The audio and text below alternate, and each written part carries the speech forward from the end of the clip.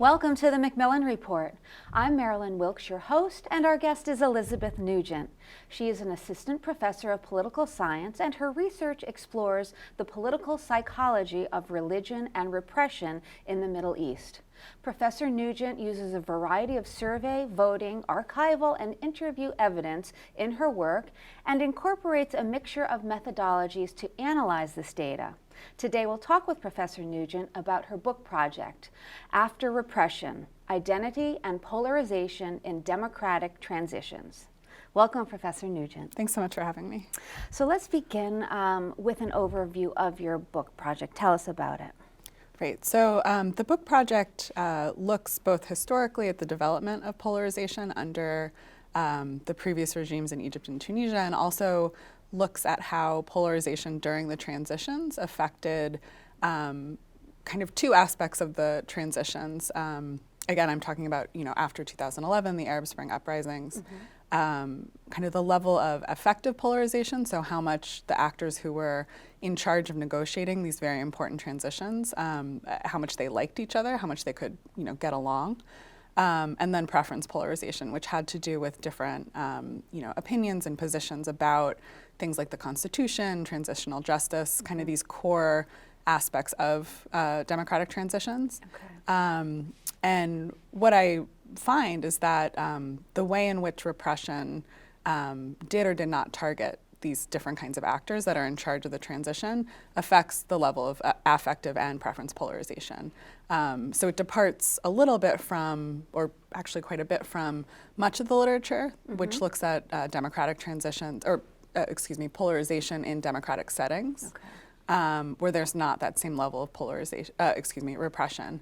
And so it's a new theory in many ways, looking at the ways in which the repression that defines authoritarian regimes conditions, patterns of polarization and preference formation. Okay, and let's define the term polarization just so we're all on the same page. Right. So the way that I use it in my book, it has these two aspects, so affective polarization and then preference polarization. And I think of these things as the extent to which groups like each other, how they get along, and then the extent to which groups disagree on matters of substance. So this comes more out of the literature in American politics, where there is this differentiation between affective polarization, where there's something about feelings towards an outgroup, and then preferences. And what I find is both are really important. Even if you have agreement and hate each other, it's sometimes hard to compromise.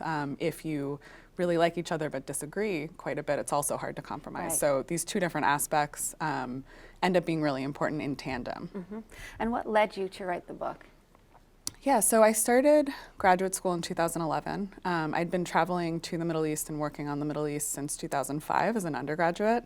I went to Cairo for a summer, and it kind of changed the course of my life. At the time, what was happening was called in hindsight, it's been called the Cairo Spring. So there was this uptick in mobilization, people demanding certain democratic rights, and the Egyptian state responded quite heavy-handedly to this.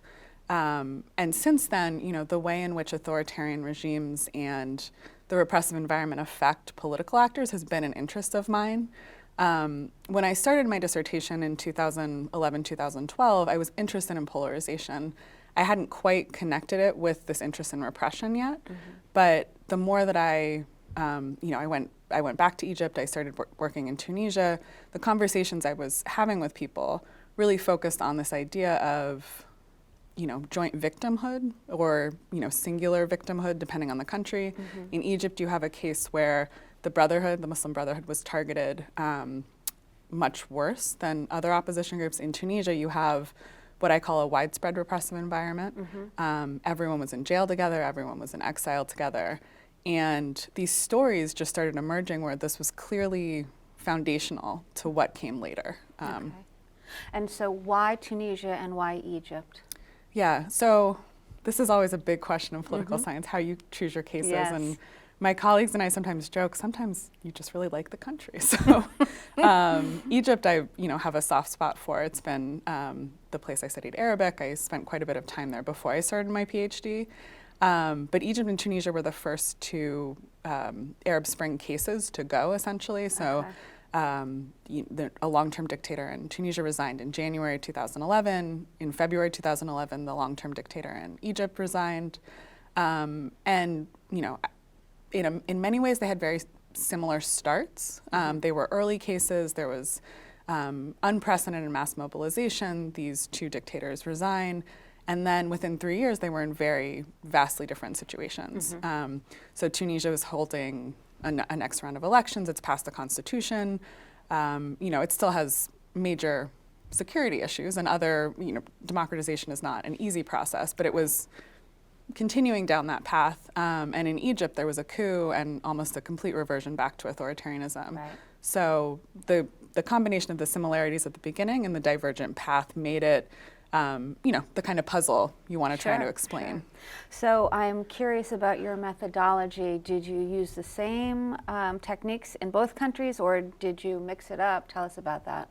Yeah, so the main methodology is based quite a bit on qualitative evidence. So this includes over 120 interviews that I did with members of the opposition in both Egypt and Tunisia. In Egypt, it was a little bit more difficult. In Tunisia, I went to the country. I was there for about 6 months doing these interviews. It's not a particularly large country, so between Tunis and some of the major cities, I was able to get a good representative sample of the people I wanted to talk to. And I found people quite open to talking about how their experiences of prison and exile had shaped them. Both men and women, or primarily men? Mostly men, just as a function of who was in politics. Sure. Although there is quite a bit of interesting work coming out about wives of politicians who were also repressed kind of as an extension of their husband, and then also female activists who had been working under the previous regime. In Egypt, because of the coup, most of the Muslim Brotherhood members have either been arrested or have fled to different parts of the country, and so I did of the globe, and so I did interviews in Istanbul and London to try and get again a representative sample of the kinds of people that I was interested in. Right. How did you find them in Turkey and the other places? Yeah, so having worked on the Brotherhood and Islamists more generally for a couple of years now, it was kind of starting with one person and then what might be called a snowball sample, where they introduce you to other people. Right. I contacted a few lawyers. I, blind tweeted at people to see if they were available. But I think one thing that I felt as I was doing the work was that once I had a positive experience with someone where, they felt like their story was being listened to, they were then more likely to recommend, someone else, a friend or a colleague, do an interview with me as well to get more of the story. I think people like to be listened to. I think they like to matter. And these were extremely traumatic, formative experiences. And, what I think is great about, the way that the book has kind of played out is that it highlights those experiences of suffering and puts some kind of meaning onto it. So I think that was part of why it ended up being maybe easier than I thought, although it was not easy. Right. Okay. But once, one person had a good experience, they were willing to recommend me to someone else. So I'm curious, based on your research, did you find similar things in both countries, or were they different in some way? Yeah, so they ended up being different.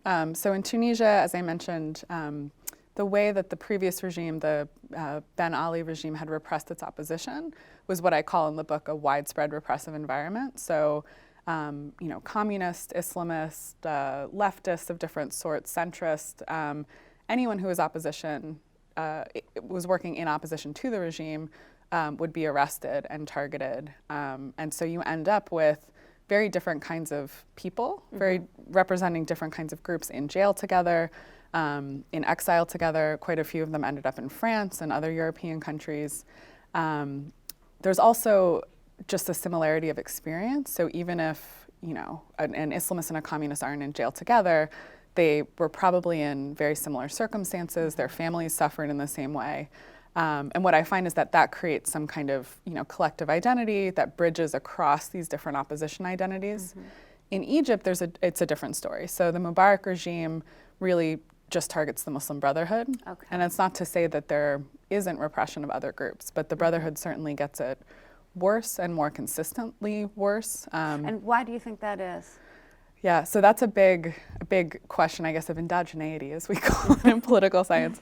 I'm now working on a project with 2 other researchers at Yale looking at basically this question: why do regimes repress in different ways? And we look at colonial investments and kind of, pre-independence investments in things like the police and the military, which seem to have these long-term downstream effects. But the idea is that, depending on what you inherit in terms of intelligence or police capabilities, determines how you can repress. So, the British system really leaves the Egyptians with the ability to distinguish between real and non-real threats. As a result, they can kind of economize and target the group that's actually a threat. Okay. The French system ends up leaving in place a very diffuse and maybe not so effective, intelligence agency and institutions that are really spying on each other rather than their opposition. And so you end up with an intelligence agency that can't distinguish between real and fake threats. So it's kind of, everybody ends up being repressed. Right. So that's a little bit beyond what the book talks about, but it's always the logical question of why is this different? Right. And I think it's a really interesting question too. So I'm curious, when you're doing the research and talking to people, what kind of questions are you asking them? Yeah, so because it seems, very, emotionally driven kind of questions. Right. And I should say these are long interviews, so it's not something where I show up at someone's house and ask them, so tell me about the time you were tortured. Right. What I try to do is start with basically the beginning of their political lives. So how did they get interested in politics? A lot of times it has to do with a personal experience or their parents. And it's probably, 30 to 45 minutes into a conversation about the narrative they want to tell me of their life that then we get into some of these, more difficult experiences. So yeah, starting with, how did you get involved? Often something will come up. I was arrested, when I was politically active in college, or this happened to me when I was young, and that kind of opens the door to starting to ask about that. And then, what's interesting too is that once that door is open and once you've started talking about kind of personally interesting things, they're also more willing to talk about some of these other effects. So the effects on their wives, the effects on their children, the way in which their friendships were changed. So most of these interviews were quite long, 3-4 hours, in people's homes, in places where they felt comfortable to talk about this kind of, deeply personal experience. Okay, and based on your research, what are the implications for Tunisia and Egypt? Yeah, so the immediate implication was, the divergence we currently see in Egypt and Tunisia. So Tunisia, as I mentioned, was capable of bringing together its old opposition. They passed a new constitution. It did take 3 years, but they did it. They held first elections. They've now held municipal elections. There's another set of elections scheduled for next year. So, by political science standards, they're doing all the things you need to do to get to the next stage of democratic consolidation. In Egypt, it's a completely different story. Again, there was a coup. There's been a reversion to authoritarianism. And so the book links experiences of repression to these developments through polarization. So, a widespread repressive regime made a case where there was less polarization. They were more willing and able to work together on these important decisions. Whereas in Egypt, you have this targeted repressive environment. There was just never that same level of cooperation or agreement, and it's really devolved since 2013, since the coup. The Brotherhood at this point is banned as a terrorist organization. As I mentioned, quite a few of their members are in jail at this point. I think up to 40,000 members. So, what I find interesting is how these things are really linked to the historical legacies of the authoritarian period. Right.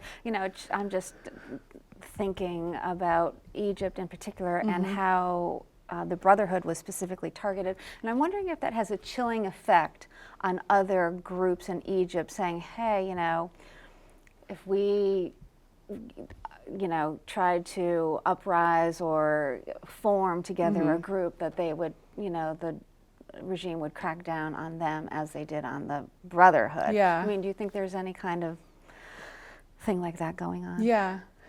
At the moment, there's definitely a chilling effect. The current regime, I think, has broken out of even the mold of, previous authoritarian regimes in Egypt. Last year, during the 2018 presidential elections, it arrested all candidates running against the president, kind of departed from the targeted repressive regime as it's reconsolidating.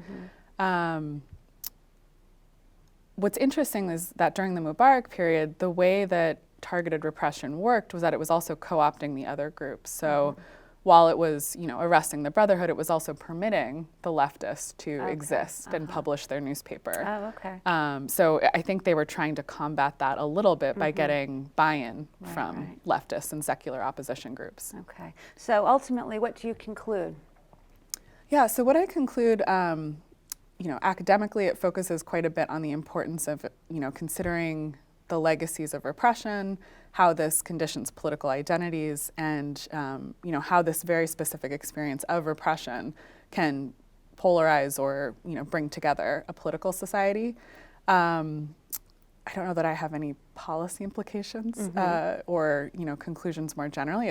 Egypt is unfortunately a very sad case at this point. Right. And I think in Tunisia you see, as much as this mattered, my argument and polarization and experiences that created this, narrative of joint victimhood, it did matter quite a bit for that initial period, which is crucial for democratization.